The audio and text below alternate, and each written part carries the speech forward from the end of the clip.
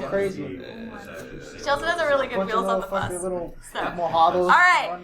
Electromagnetic induction. No more sharks. Or dead seagulls. All right. Let's talk about induced currents and motional. What is EMF, by the way? Electromagnetic. Electromotive force. Electromotive force. Which we don't call electromotive force because it's not a force. What is it? It's a voltage. It's a potential difference, okay? Now remember we have electric field, electric force, electric potential, which is voltage, okay? And then we have electric potential energy, which is energy. People mix this up on the test, by the way, okay? And then now we have magnetic stuff. So we have magnetic field, magnetic force, and we might end up with other things like magnetic.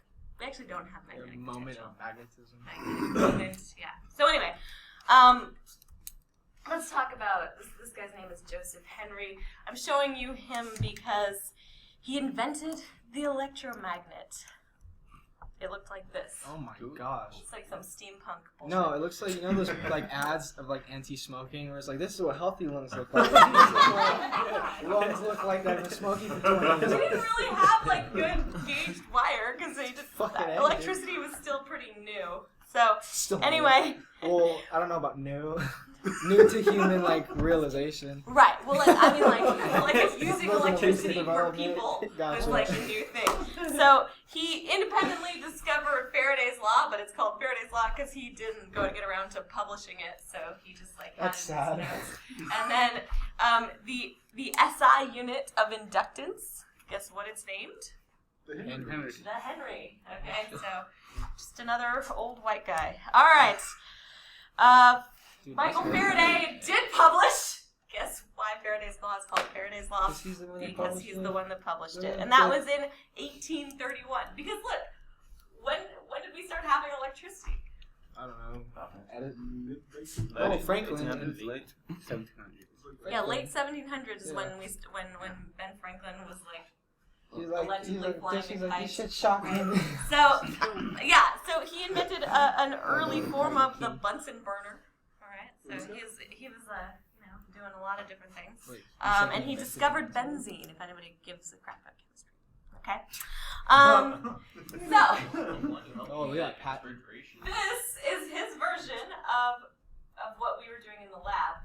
Okay? So here, this thing measures, this is like his, like a very early galvanometer. You know that like thing that you measure the current with in the lab? That's that. Here's a coil of wire. Also a coil of wire. Guess what that is? Battery. That is a battery. Okay, so yeah, I know.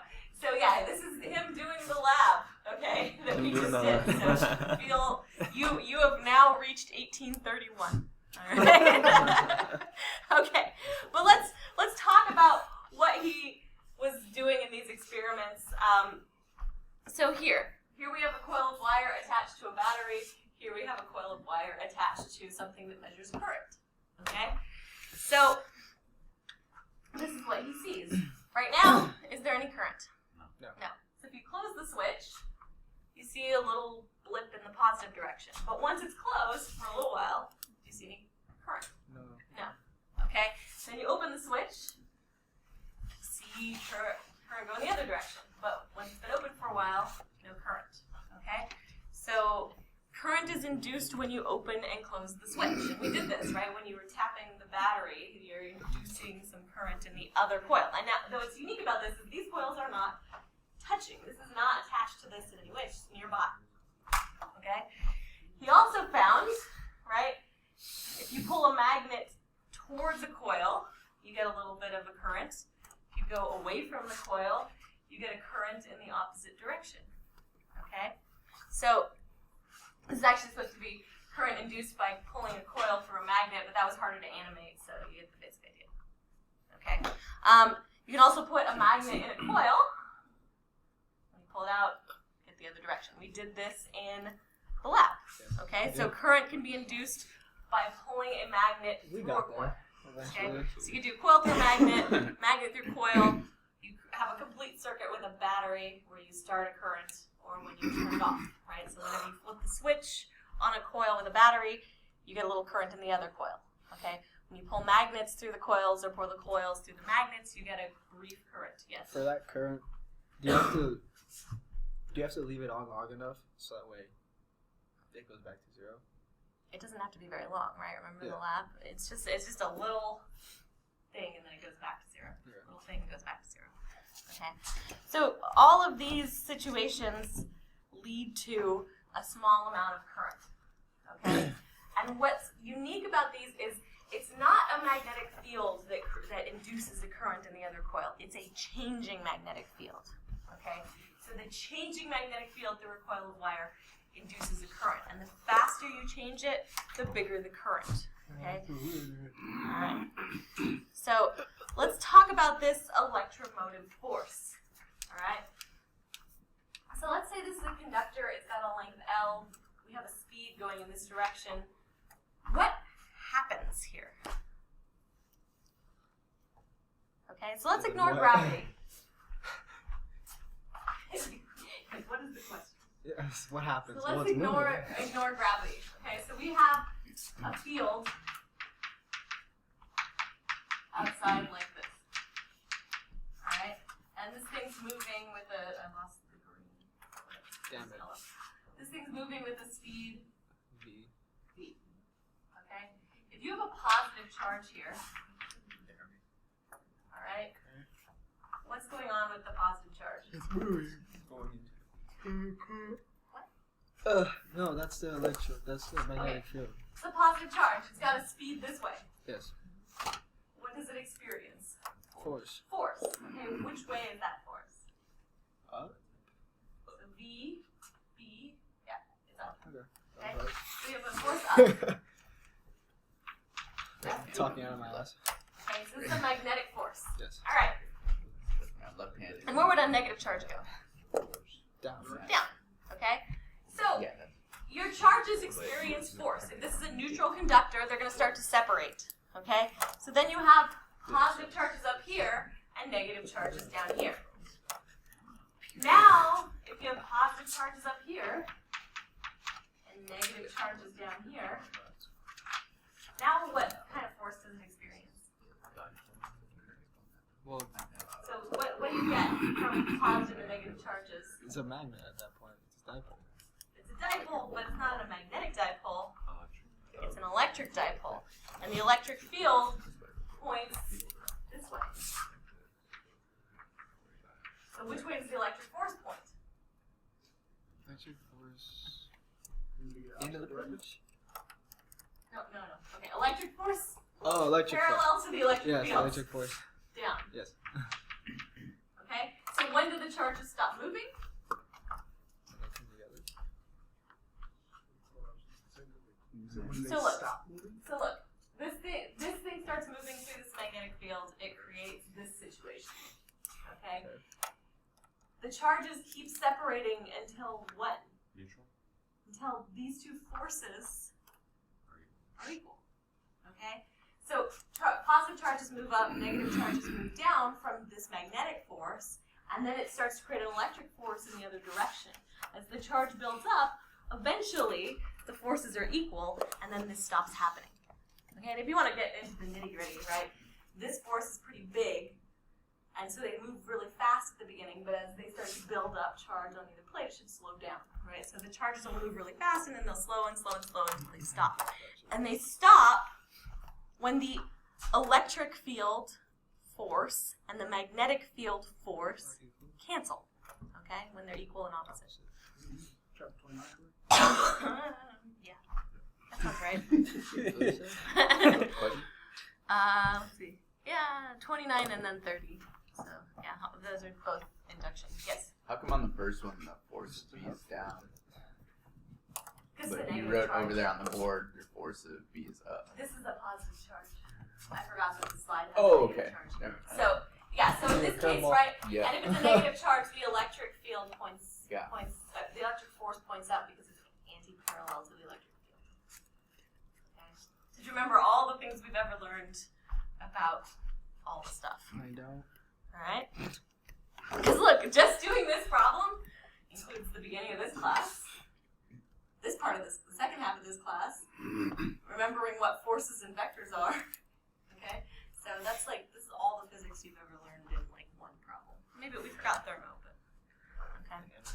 All right.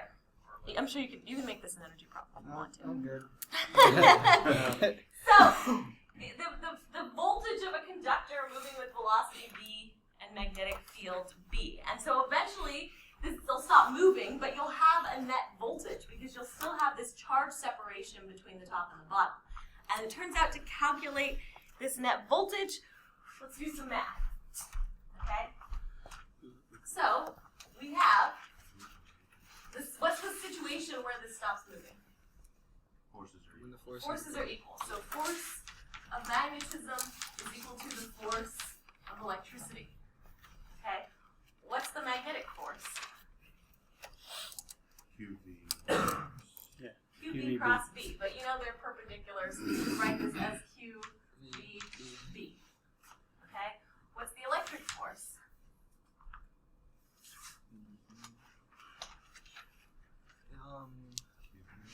I or area. QE. Okay? What do we know about these Q's? Cancel. Those are the same, so those are going to cancel. So you end up with this electric field equal to QB. Alright? QB. I mean, not VB. Okay. Alright? But what do we know about this kind of electric field? What does this look like? That constant, right? This looks like a capacitor. This is constant. How do we translate that to voltage?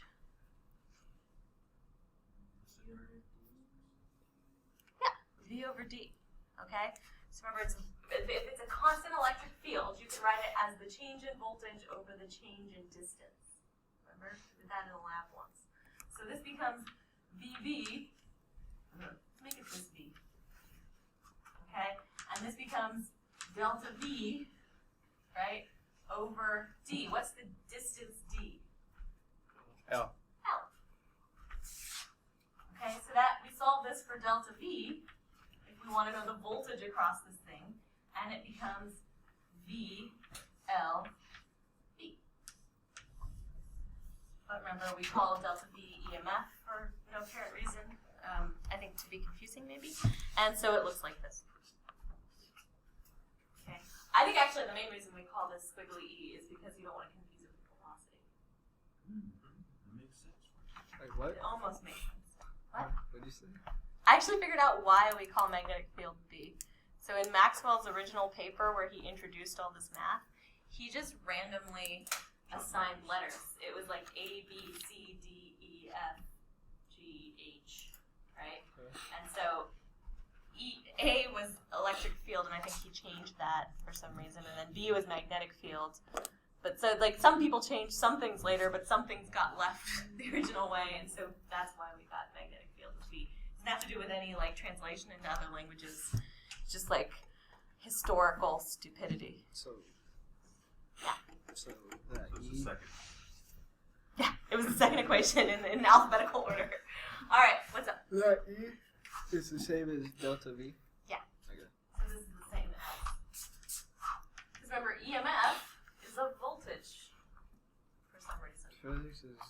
I don't understand. Some of the smartest people in the world, they can't make this shit properly. Well, the problem is they are smart, so they can remember all this random stuff. All this is the only part that's like memorization. Yeah. Okay. Here's that.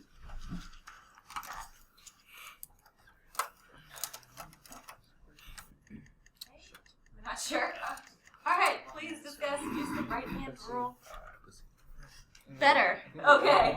So this is good That's how I because figured it out. we know that it either moves to the way that the right hand rule works, right? We know that velocity and magnetic field form a plane, so the force has to be perpendicular to that plane. What we have to do is decide if we're going to deal with positive charges or negative charges, and we do the right hand rule. So we know velocity points this way, magnetic field's out of the page. That means the force on a positive charge goes this way. Means the force on a negative charge goes this way. Which means they'll separate like this. Okay? So the answer is going to be D. All right? And that has to do with the right hand rule. Okay, so the right hand rule is always when using a positive charge. It's Yes. Not for either, only positive charges. Positive charges. Okay. Left hand rule. Negative charges. Yeah. Okay. And so remember, we use the right hand rule for current. And that's because current is moving positive charge by definition, even though it's not. We don't know kind of science. Mathematically, it's the same shit. Okay, Fucking idiot. so Tunnel. let's talk about inducing current in a circuit. Because look, if we have let's say that we have this metal bar and it's sitting on top or like sliding along this U-shaped metal thing, okay? So what does this create? This is a closed loop, right? So you can have current flowing through it. So as this thing moves, this way with the speed, that means the positive charges go up. I'm gonna test this. So this is the direction of the velocity. This is into the page, that's the external magnetic field. That means the force on the positive charges is up, force on the negative charges is down.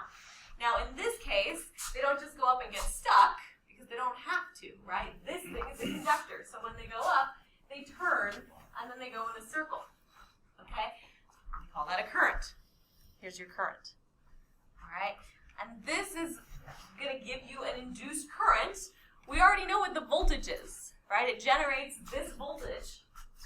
How do we get current from voltage? Ohm's law.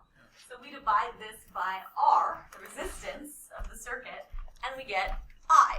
So induced current is just EMF divided by R. We know EMF is VLB. We just divide that by R. Now we have a current. Okay? So if you give the charges somewhere to go besides just separating in the plate, then they generate a current. All right, so this is what's sort of happening on the small scale. Cool. Just curious, what would happen on the right side of that? On over here? Yeah, like say the right side was also closed. Oh, if this is closed, well, Would it? then Would the it would current depend just on be the reversed, resistance, and or- it would be, you'd have to use Lind's law. Okay. Yeah. But that almost never comes up, but it's a good thing to think about. It's a good question. That's actually it's like an A+ question. Good job. All right. So let's try this out. All right. Please discuss and vote again. Better. Okay. Right hand rule. The force is QV cross V. First vector, second vector, force. Okay. This is Q. This is V. This is the external magnetic field. All right. So we have V pointing in this direction. Also, we have external magnetic field pointing in this direction. That means they're parallel. What's the cross product say about parallel vectors? Zero. Okay? Which means no, there's no current. All right? Anytime you're moving in the same direction as the magnetic field, you're not going to get a force. All right? Okay, so the answer is no. Second best answer is I think I just broke my right hand. But how? But if you did it right, Fairly right, simple it fucking- should just look like pew. Yeah. Okay. You. All right. So figure out the direction of current in these cases. So remember, here, look, you can see magnetic field is perpendicular to V, so there will be a current. Okay. So starting with the top one, the way we're going to want to think about this is we're going to use the right-hand rule to figure out the direction of force on, let's assume, a positive charge in this metal bar. So your first vector, remember, for all cross products, it's first vector crossed with second vector gives you your answer. And the answer here that we're looking for is force, because that's going to tell us where our charge, and in this case we're going to choose a positive charge because that's the direction of current, where our positive charge is going to move, and that's going to tell us which way the current's going to go. So we're just going to focus on the metal bar, so that silvery gray rectangle right now. So we'll say V points this way, okay? And then you can see my middle finger is pointing towards me. That's into the page, all right? And that's because you see the X mark, so that means it's into the page, and that gives you, it forces you to make your thumb go up. So that means your positive charges are going to go up, which means the current starts to go up, but because there's a loop, it makes a turn to the left, and then it keeps going around the loop. So now you have a current that's going counterclockwise. Hope that helped. Now, if you're looking at the bottom one, you get a slightly different scenario. The velocity is going the other way, so you point your right hand this way. You know that your external magnetic field goes into the page, and that means your force goes down, which means your positive charges move down the metal bar. And then since they have an option to keep going, they turn, and that forces the current to go clockwise. Okay? All right. So now we want to try this with some actual numbers. So here's our next problem, and you can see it's pretty similar, but try it yourself before you look at the solution. So we're given a lot of information. We know that we have a potential difference of about 0.5 volts, and we have a speed of 5 meters per second and a length of about 10 centimeters, okay? It's moving through this magnetic field, and we don't know which direction the magnetic field points, although we can probably make an educated guess. But first off, let's guess the direction of the magnetic field, okay? And if we're guessing the direction of the magnetic field, we know which way the force has to point. All right? If positive charge is built up over here, we know the force had to point in this direction. And because we know from the right-hand rule that the magnetic field has to be perpendicular to this plane, right? It says it's perpendicular to the axis of the wire, and we know it has to be perpendicular to this plane. And by this plane, I just mean this sort of plane of the paper, so like this plane. So that means we have two choices, right? It can either go into or out of the page, and to decide which way B goes, it has to be into or out of the page, but we just have to use the right-hand rule. But we've narrowed it down to two options, and the right-hand rule will tell us which of those options is the correct one. All right. So 10 centimeter wire, 0.05 volts, and 5 meters per second. Do we have an equation that uses information like this? Well, yes, we've calculated the EMF, which we know is a voltage, and there's some historical reasons we use this squiggly E symbol, but primarily now it's just to confuse you. And that's going to be equal to V, which is this guy. Oh, that's a weird V. V, L, which is this guy, and B, which is our magnetic field. All right, so this is the equation we're going to use, and we derived this earlier. And now we just solve this for B. So B is going to be equal to E, which is, remember, a voltage, over V, which is not a voltage, it's a speed, times L. So here's this, 0.05 volts, 5 meters per second, and 0.10 meters.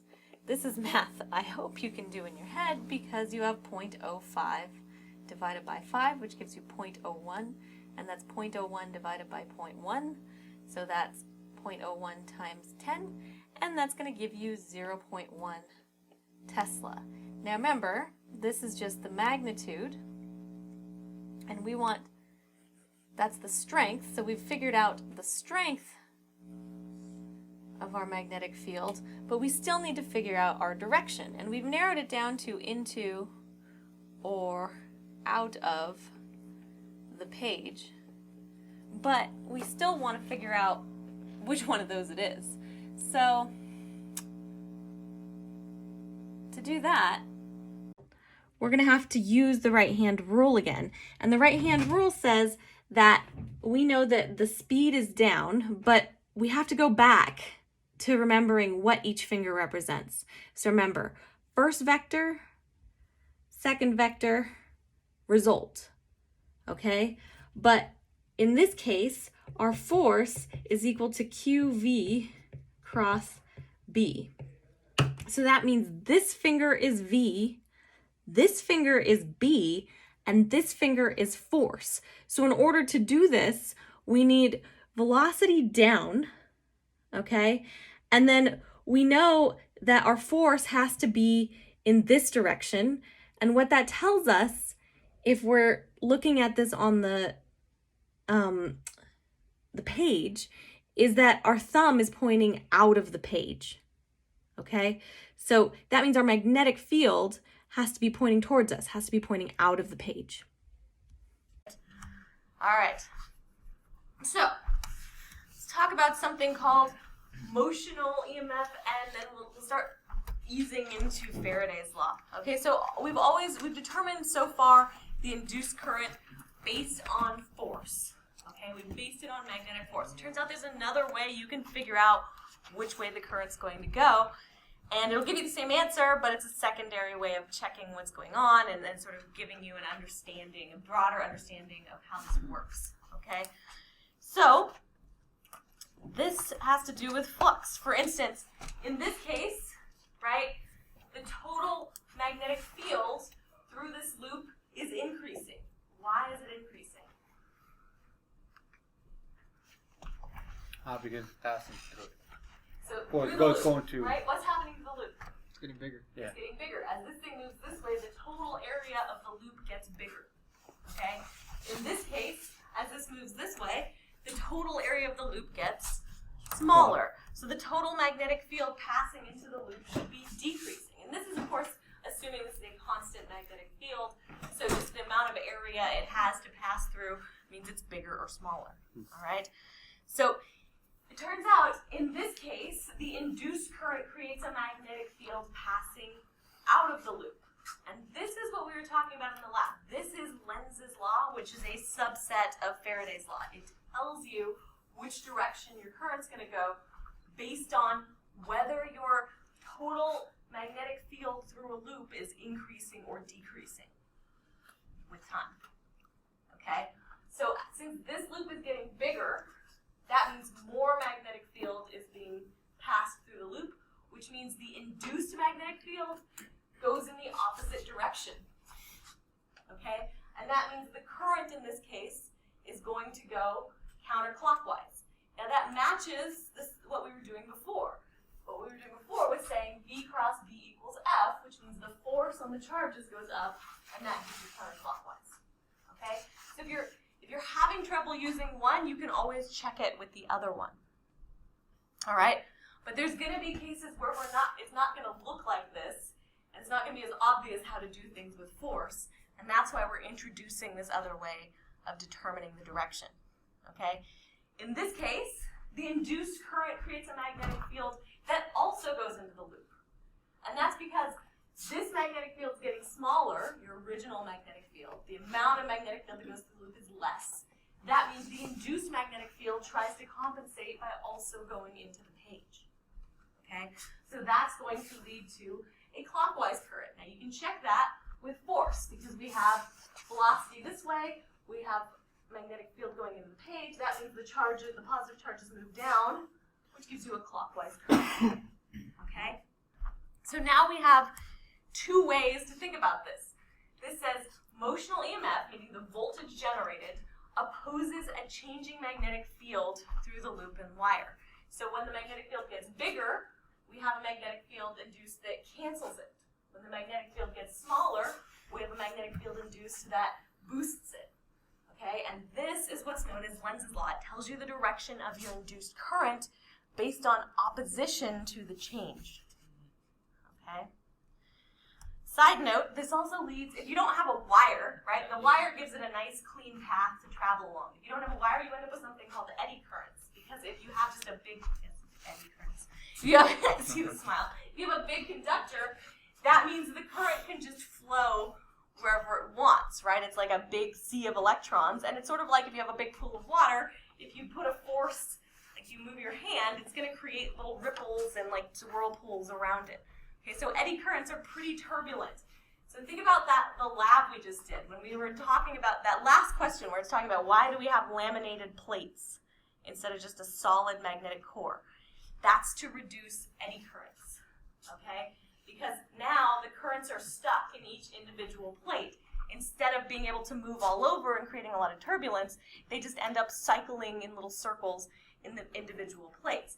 And the insulation is so the charges can't move from plate to plate. So they're stuck moving around in their one little plate.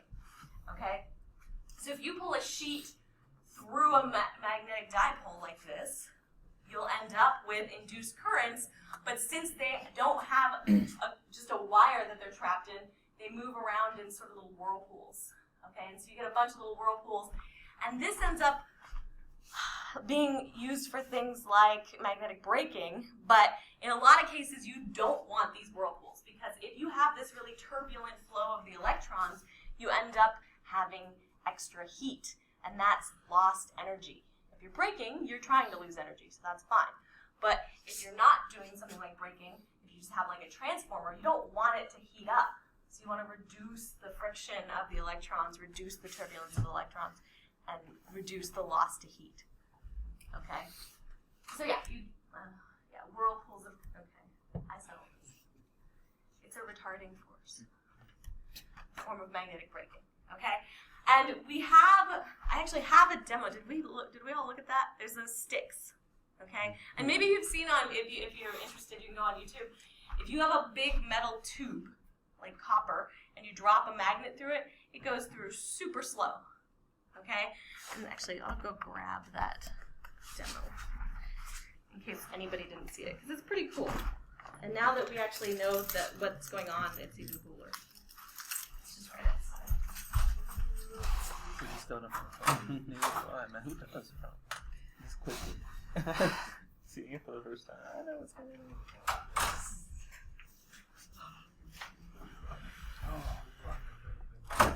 Alright, so this is just a regular wooden stick. It's got this little magnet on it, and you can see it just drops like gravity. So not a lot of friction, just drops, okay? Here we have another stick. It's the identical diameter, right? The only difference is the material. This is a metal. What's special about a metal? It's magnetic. It's not necessarily not magnetic. magnetic, It's actually but aluminum, Oh. okay? Conductor. So that means charges can move around and create currents. All right, so you turn it like this. This one falls way slower. And if you feel this, there's not actually a lot of physical friction. There's not a lot of rubbing. There's not any more than there is over here. Okay, so these things are just falling, but one of them falls way slower. Why does this one fall way slower? The eddy. Eddy currents. And the eddy currents create an opposing magnetic force. They oppose the change. So that means as this thing starts to fall down here, right, it's a magnet, it's got, let's say it has a magnetic field, this is an oversimplification, but say it's got a magnetic field that points up, right?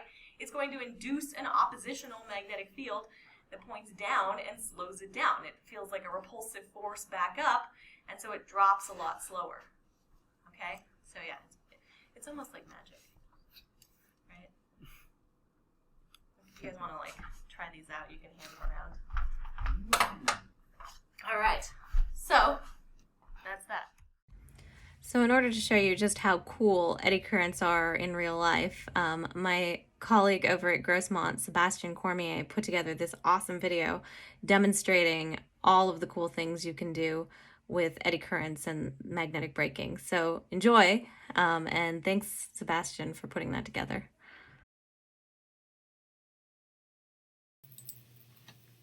So we're going to highlight how different types of metals, some are attracted to magnets and some are not. Before you watch the next part of the video, guess which of these things are attracted to the magnet. He has a knife, a cast iron pan, a big slab of copper, a cocktail shaker, a soda can, and some change. And then we can check and see if we were right after. So, metals, so let's look at this knife here. The magnet is strongly attracted to that knife. It probably has either iron, cobalt, or nickel in it. Those are the three main ones. Iron, cobalt, and nickel are usually attracted to magnets. So let's try this cast iron pan. Listen very carefully to this one. It's very loud. It's a very strong attraction, and it's hard to separate it. That is something with a very, very strong attractive force. It's made almost entirely of iron, or entirely of iron, I believe. You see it's stuck there for good. So pulling that out. So iron, cobalt, and nickel are definitely magnetic. Here's a solid bar of copper, and look at that, nothing. Let's try an aluminum, or I think it's stainless steel, and there's an aluminum can, nothing. The steel, the aluminum can, the pennies, no attractive force. So it depends on the metal, right? Things like brass, copper, zinc, and aluminum don't feel it. Things like iron, cobalt, and nickel, or alloys that contain them, will sometimes feel it. Sebastian is about to roll the magnet down a couple of identical angle ramps, so I want you to think about what might happen in both scenarios before you watch the video.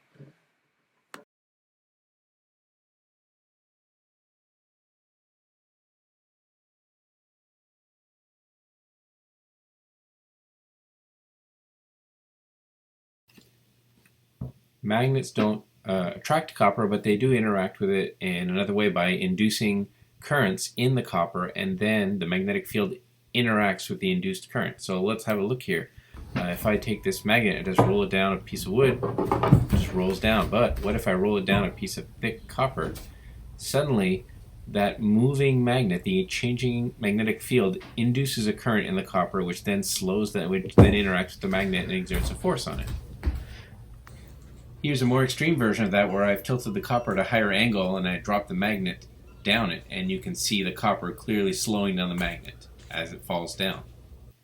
In this example, the plank and the copper are both horizontal, so when I slide it down the plank, it just keeps going. When I try to slide it across the copper, the forces of the changing magnetic field stop it right away. Here you can clearly see the interaction between the copper and the magnet. As I slide it back and forth, it's sort of dragging the magnet back. Check out this example. When I drop the magnet onto the copper versus when I drop it onto the table. It interacts with the copper and it slows down, and you barely hear it when it hits the copper, but when it hits the table it makes a loud clang. So listen to the difference between the two of them.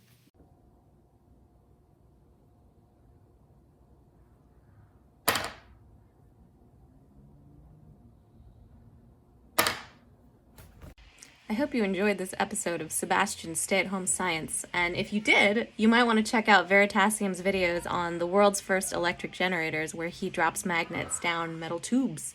It's a good watch. I'll try to link it in the comments.